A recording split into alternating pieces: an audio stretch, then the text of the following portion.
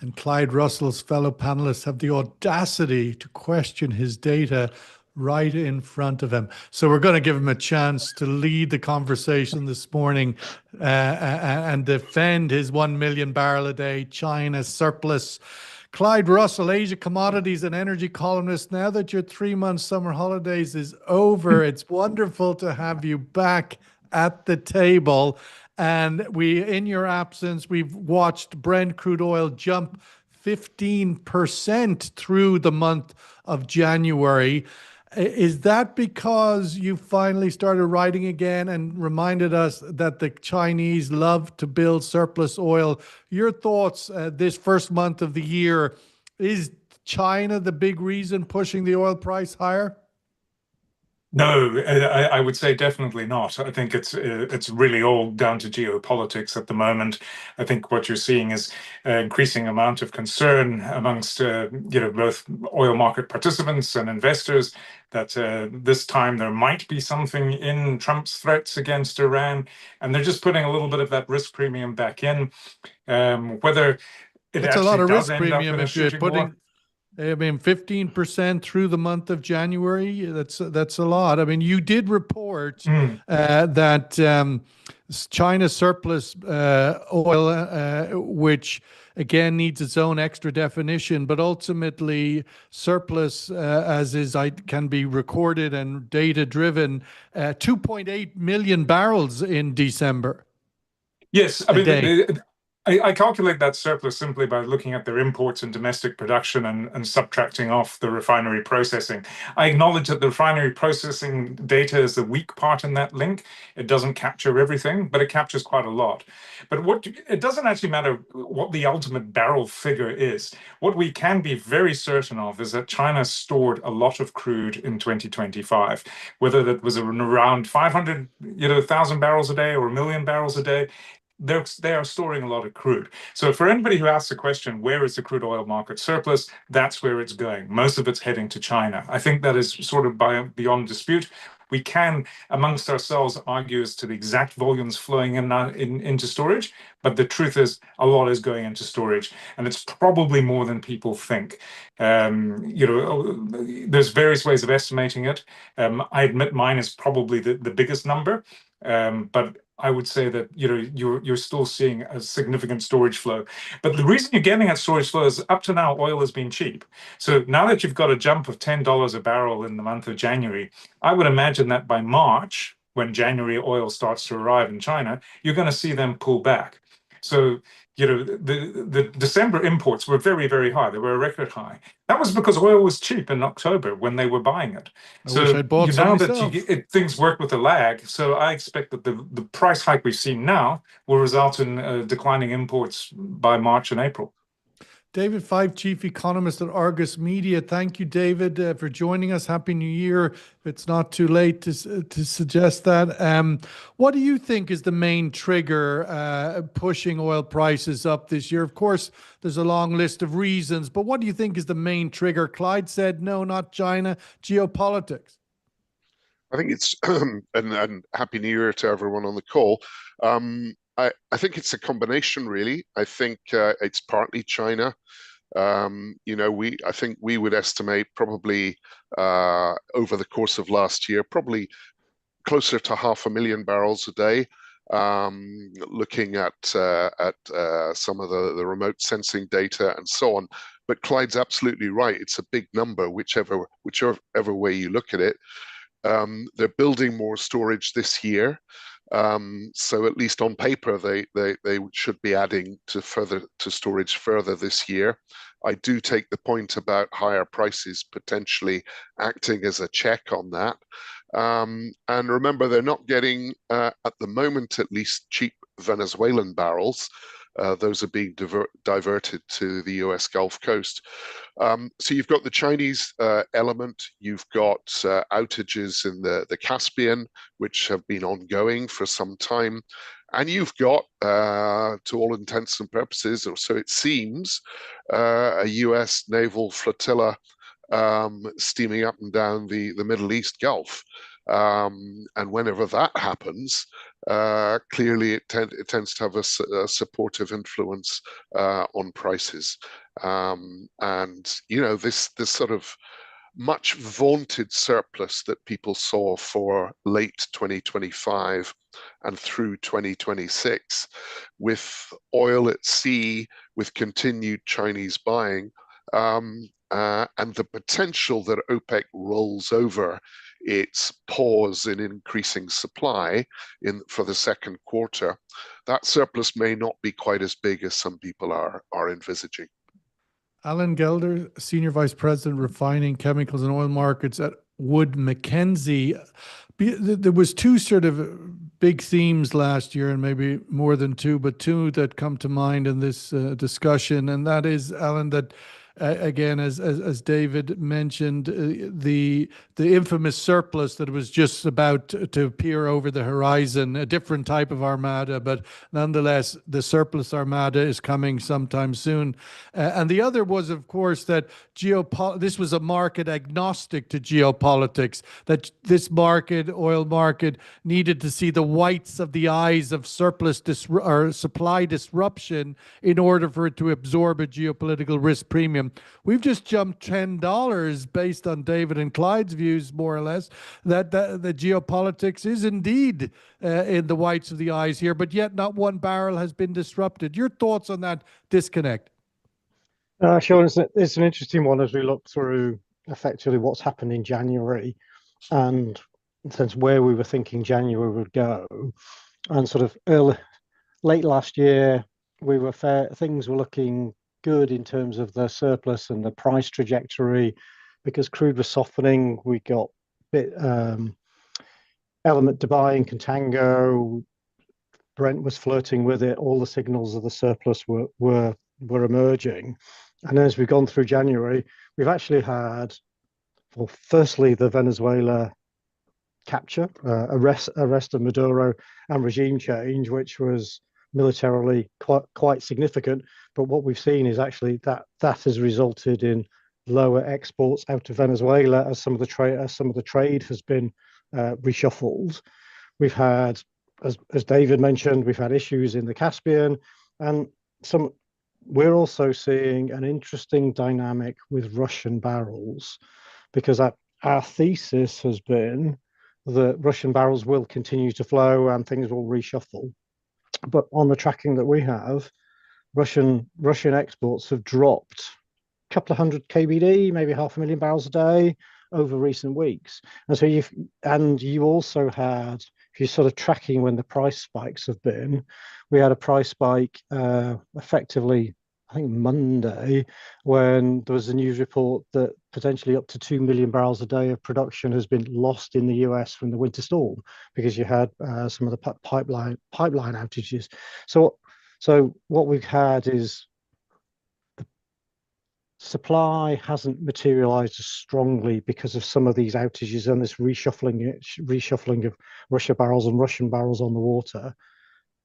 US action, rather than words, have shown they have the tendency to act, and now they've got themselves in this situation where they are potentially capable of striking Iran. And so market far tighter than everyone was thinking because of these outages, and there's much more credibility around US threats to Iran because of the military presence that's outside your office, Sean, if I remember your comments yesterday. Yeah, just over there, sort of stuff. So sort of put all those factors together, and something rather than before, don't worry, there's lots of oil around. Well, there's not, and there might that supply risk is coming, and much more of the fear of, if the US strikes, how does Iran retaliate? That has far bigger consequences potentially than a Venezuela decapitating. Well, once you sort of push over the domino, or if you break it, you own it, sort of thing. Clyde, I think the reason why I think obviously it's important to sort of grasp onto the nettle of what is the main trigger here, because that way it gets some sense of, is it going to continue, and coming back to the China point, and I think it is important, and it's sort of something I've been teething out in your absence and wanted to get your views on, and I'm very much guided by your own language, which I know is very carefully crafted because of the complexity of identifying what exactly is Chinese oil consumption and imports, and this word surplus that we've used ourselves in our survey question, the idea that China's surplus of crude oil. And ultimately, whether that is not consumed or not, the comparison to America's Strategic Petroleum Reserve versus, let's say, Cushing in Oklahoma, big stockpile in Oklahoma to Cushing can be market moving because it's in the market, it's in the supply chain, whereas petroleum reserve is not for immediate consumption and has less dynamic influence on the market. And so I think to an extent in China, the year has started out with a due definition of Chinese surplus oil. It's more SPR than it is Cushing. And so consequently, the perception now is in 2026, unlike 2025, that this is a tighter market than previously considered because the view of Chinese stored oil is more SPR than Cushing. Your thoughts on that? Well, I think you've probably got to the point where the commercial inventories in China are pretty much where they need to be. So what you are looking at for any further growth is in that SPR. It's believed that they would want to get to at least 1 billion barrels of SPR in addition to whatever they're holding as commercial inventories.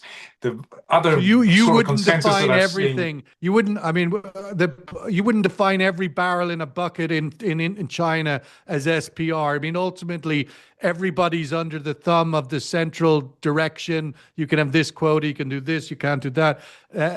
Is every barrel not an SPR type barrel? Maybe some heavy defined as, some not defined as? In strict terms, the Chinese government can influence the refiners, particularly the state sector, but it can also very much lean on the independents if it chooses to. So yes, in some ways it all is one big bucket. But what I was trying to say is that if you sort of say that they've still got about 500 million barrels of SPR that they want to build, they are going to build that when the price is cheap. So I can't understand why it's a difficult concept for many people in the oil market to get a hold of. When the price rises and the Chinese deem that oil is no longer cheap, they just simply stop buying it. You can see this on their imports. Isn't oil always cheap if you're buying, well, I mean, minus cheap on a $10 relative on Russia and when you've Iran minus 10 or $15? Well, if look at it from a Chinese perspective, in January they've seen the price go up by $10 a barrel. It's not really something they feel they've contributed to. They feel it's other factors. So now they're just going to sit back and wait for those other factors to either go away or be, the threats be delivered upon. But what they'll simply do is they'll say, well, in December we imported 12.7 million barrels of crude oil. In March we'll import 10.7, and that's just basically how they go about their business. So they'll still be filling their strategic reserve, but they just won't fill it when they think the prices have risen too high or too quickly. It's also a pace of change that affects China as well. If you have a gradual increase in prices, they can live with that. But if you get a jump like you've had in January, up 16% or so, then they say, yeah, no, we're just going to step back. And you can already see that in the physical trades. They are stepping back. They've lost access to Venezuelan oil. They're still buying heaps and heaps of Russian. But, you can see that they're not that keen on buying other Middle Eastern grades. And will they now lose? And the flows are already starting to come off. And will they now that's also simply lose price. Well, it is price to an extent. They didn't lose Venezuela because of price. They lost Venezuela because it was taken away from them. And similarly, will they lose Iran for the same reason? It would be a very brave Donald Trump to send the oil price $20 higher because he feels like he wants to bomb Iran. The Americans are actually quite good at military action when they do it. The problem is they don't really have a day two plan. You've seen that in Venezuela. What's day two? Oh, we'll just steal all the oil and sell it off ourselves. Maybe we'll give some money back to the Venezuelans. I mean, that's not really a plan. Are they going to try for regime change in Iran by bombing it? There's a lot more risks, and I'm not sure they've thought it through. Yeah, David, I wanted to sort of broaden it out a little bit and think about, in some ways, I know some actors in the market were waiting for the day that, Brent or oil joined this wider financial markets party and structurally shifted. Is gold now structurally shifted from its historical reference point? We're not going back to that, as Mark Carney infamously said last week about the liberal order in the rules-based system, that oil has now joined everything else with this structural shift. 30 times earnings is now the sort of normal on the NASDAQ, the Dow Jones index. Is oil finally catching up with gold? And this is not a supply demand thing. We are witnessing maybe a structural shift. Yeah, I'm not sure that it's quite the structural shift that you're perhaps mentioning. I mean, speculative length in crude is incredibly low. It nudged a little higher over the last couple of weeks because of geopolitical events. But a lot of the sort of speculative community have been looking at other things, to be honest. In terms of safe havens, because of the real questions that are being asked about the US deficit, about the implications, albeit with a lag of tariffs in terms of inflation in the US economy, etc. The traditional alternative safe haven assets of the dollar and US treasuries are coming into question. There are headwinds for the US economy. It wouldn't be our base case for this year, but there is a scenario for the US economy in which the combination of political pressure to cut interest rates, just as inflation is feeding through from the delayed impact of tariffs, and you get some sort of perception that there is a bit of an AI bubble out there, and you create a scenario where US assets start to look less attractive. So the only safe haven in town is gold. And that's what we're seeing at the moment. A lot of people, as recently as last autumn, were saying, well, will gold break through $5,000 by the end of 2026? Well, we're looking like breaking through $6,000 an ounce for gold in the first quarter. The first month, nearly. Yeah, exactly. So I think there's been a shifting in what represents a safe asset, and gold and precious metals are one of the few games left in town in that sense. Alan, the other point here, I mean, this is the rise in the price, obviously some very, positive signals for the US economy, despite the global economy. GDP, the Fed out last night saying, there's no need to cut rates at the moment. The US economy is looking pretty well, and the whatever rate they have at the moment could be a neutral rate. Where prices are migrating to is starting to look attractive for investors, for oil companies to start putting money in the ground. Given the developments of this month in Venezuela, the opening up of Venezuela, we've had some very positive signs from the oil services companies that this is going to be a big opportunity. Where do you think this rise in price intersects with the opportunity to invest in new capacity? It's going to be an interesting. We're not sure to a degree this short-term rise in price has really filtered through oil company budgets as yet. So our understanding is a lot of the corporate plans that have been set are based on a sort of weaker outlook, an outlook of surplus. And so a couple of weeks of a 10 to 15% rise in Brent price tends not to get the companies to reconfigure and reassess.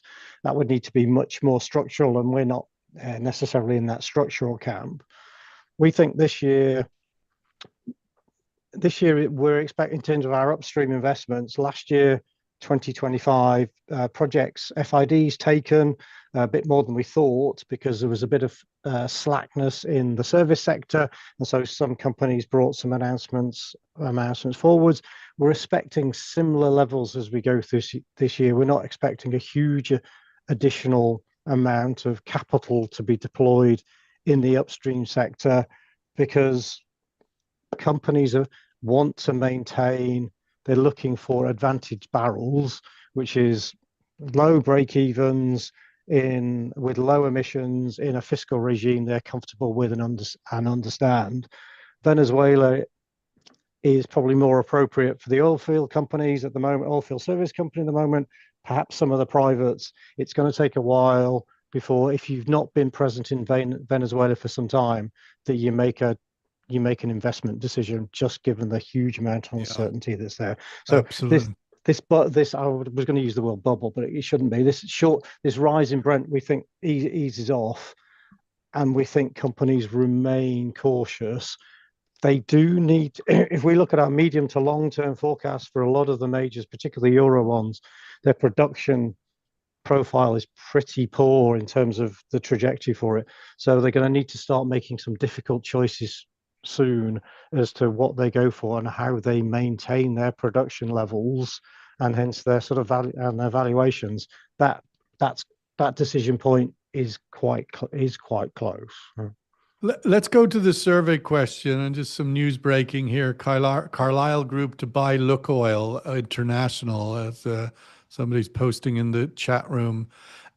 So the question for the survey is sort of picking up on our conversation here. What is the main trigger for Brent crude oil jump 15% in January to 70? Of course, there isn't an option 5, all of the above, but what is the main trigger if one was to have to choose one of these? The weak dollar, of course, is a big theme of this month as well. Trump happily saying he's no issues with the dollar decline, and with that, keeping up with gold is the point that oil is finally breaking out structurally and joining the party. Nothing much else has changed this month.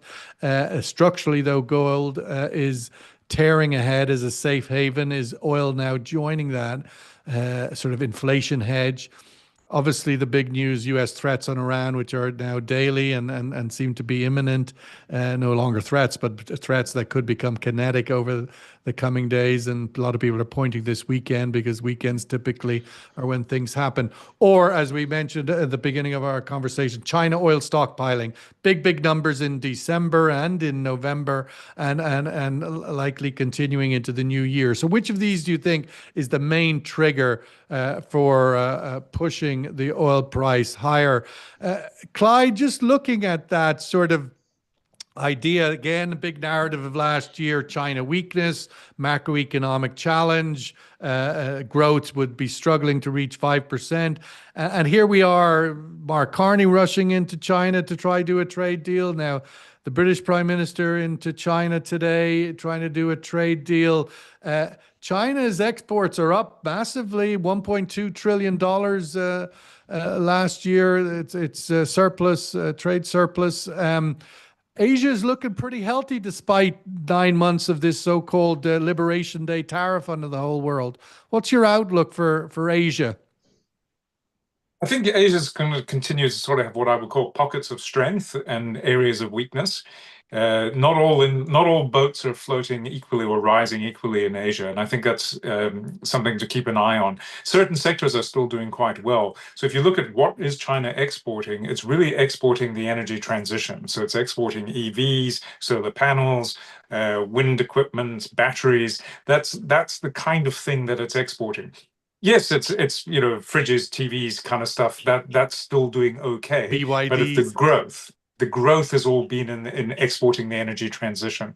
And I would expect that sort of thing to continue because, quite frankly, if countries in Africa and developing Asia are given a choice between investing in fossil fuel infrastructure and investing in renewable technology, they seem to be going down the renewables unless they have domestic reserves of fossil fuels. But if you don't, you're going the renewable path increasingly. So I expect China will continue to do quite well in that. And I think that sort of lifts parts of Japan and Korea along with it. India is still just on a building spree. Whether that construction bubble will pop at any point, I don't know, but that's kind of what's driving their economy. And everybody else in Asia is just sort of trying to ride along those coattails of what the major economies are doing. So overall, what you've actually seen is the US trade war and the trade tariffs have mainly affected the US rather than the rest of the world. The rest of the world is working its way around that. We're still working on the basis that, of course, you're still going to trade with the US. You're just not going to trade as much as you used to, and it's maybe no longer a priority market for you. And I think the rest of the world is sort of saying, well, if the Americans want to play in their own sandpit, let them, and we'll get on with it. And on that basis, things are okay. But there's still a tremendous amount of risks around, and you could see a whole range of things going wrong. But at the moment, I would say things are, Asia is actually on a fairly solid footing, and you're starting to see that in its demand for commodities, not just crude oil, but also for metals. David, just to get a comment of your own, just reaction to this news breaking that Carlyle Group to buy Lukoil International, obviously keeps a certain amount of supply coming into the international side of it is still going to be sanctioned on its exports. But your thoughts on that as a story? Well, I mean, for the for parts of the world where there are Lukoil overseas assets, thinking about Germany in terms of refining capacity and so on, there's been, I think, quite a high degree of concern that some of these downstream assets could potentially run up against the buffers because of sanctions.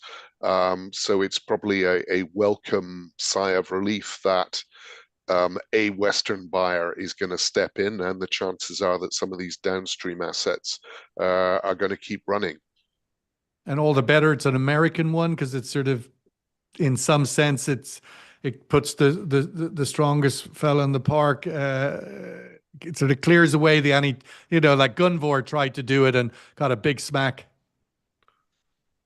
Yeah, well, that's true, and you're speaking to someone who used to formerly worked at Gunvor, so interesting times for them. But you're right. Obviously, in terms of just removing the threat of any U.S. Treasury actions, if it's a U.S.-based company, clearly that clears the road much more directly.